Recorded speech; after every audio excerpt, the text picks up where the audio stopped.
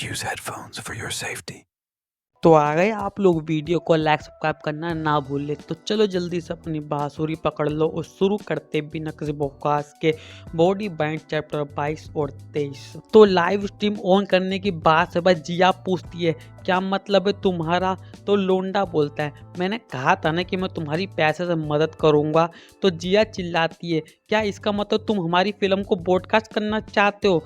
और अब लोंडा भाई जिया की हथकड़ियाँ खोल देता है और उसे लाइव स्ट्रीम चालू करने को आके बोलता है। और जैसा कि तुम्हें पता है कि भाई जिया बॉडी बैंड के कब्जे में है तो वो भी मना नहीं कर सकती है। तो अब ना यहाँ बिल्कुल पिछली बार की तरह कांड हो रहा है तो मैं नहीं बताने वाला हूँ। सेम टू सेम वही चीज़ है जो मैंने पिछली वीडियो में कवर कर दिया था, ठीक है। और अब लोंडे ने अपना काम पूरा कर लिया और इसी के साथ भाई जिया वापस से लोंडे की लिस्ट में ऐड हो चुकी है। लेकिन लोंडा ये सोच रहा है कि अब जिया पूरे इंटरनेट पर तो मशहूर हो जाएगी मेरी जान, लेकिन मैं तो सेफ हूँ क्योंकि मेरा तो चेहरा किसी ने देखा ही नहीं है क्योंकि मैं तो मास्क लगा रखा था। लेकिन तभी एक दूसरा पॉपअप आता है कि जितने भी लोगों ने ये लाइव स्ट्रीम देखी है ना उन सभी लोगों की याददाश्त मिट जाएगी, ठीक है। और लोंडा देखता है कि भाई सभी कंप्यूटर्स भी अपने आप ही बंद हो चुके हैं तो इसलिए भाई अब ये भी अपना मास्क उतार देता है कि अब कोई खतरा नहीं है मेरे को। और अब जिया लोंडे पर चिल्ला रही है कि तूने क्या कर दिया बे, अब मैं खुले में अपना मुंह उठा के चल भी नहीं पाऊंगी तेरी वजह से। तो लोंडा कहता है जरा चिक चिक मत कर, वो देख तेरे कंप्यूटर अपना आप ही बंद हो चुके हैं। यहाँ जो कुछ भी हुआ है ना वो सिर्फ हम दोनों को ही मालूम है और किसी को नहीं। तो ये देखो तो भाई जिया बिल्कुल शॉक्ड हो जाती है कि लोंडे के पास ऐसी ही पावर्स है। तो लोंडा बोलता है मेरे पास समझाने का ज़्यादा फोकट टाइम नहीं है, तू सीधे ना अपना बैंक अकाउंट चेक कर। लेकिन ये जिया भाई अभी भी सदमे से उभरी नहीं है तो ये ना आई हुई करने लगती है। तो लोंडा बोलता है अब अपना अकाउंट चेक करना वे। तो जिया ही भाई चेक करने लगती है और लोंडे को इस बात का डर है ना कि कहीं पैसे भी रिटर्न ना हो गए हो। लेकिन जब लोंडा देखता है ना कि भैया $13,000 का फंड इकट्ठा हो चुका है ये लाइव स्ट्रीम से तो उसकी तो भाई आंखें चुदी आ जाती है। और इतना बड़ा अमाउंट देखकर तो भाई जिया ही पूरी बवला जाती है, उछल कूद करने लगती है। और लोंडा सोच रहा है कि भले ही लोगों की यादें मिट जाए लेकिन पैसा वापस नहीं जाता है तो इसका मतलब ये प्रोसेस मैं बार बार करके बहुत सारा पैसा बना सकता हूँ। और अब लोंडा जिया से बोलता है तुम्हें याद तो है ना कि मैंने कहा था कि आधा पैसा मेरा होगा। तो जिया ये भाई ना नुक्कड़ नहीं करती और मान जाती है।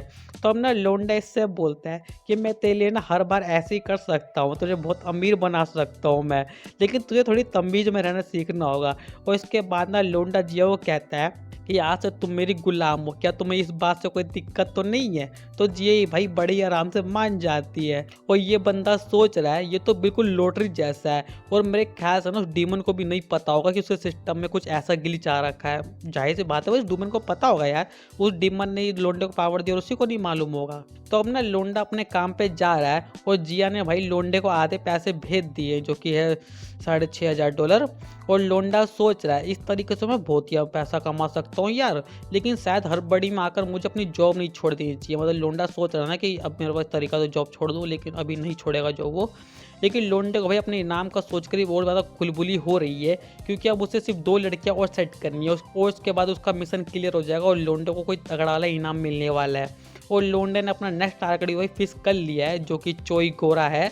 लेकिन मुसीबत तो ये है ना कि लोंडे को भाई किसी भी तरह से ना उस बंदी को अपने साथ ना बुरा बर्ताव करने के लिए मजबूर करना होगा।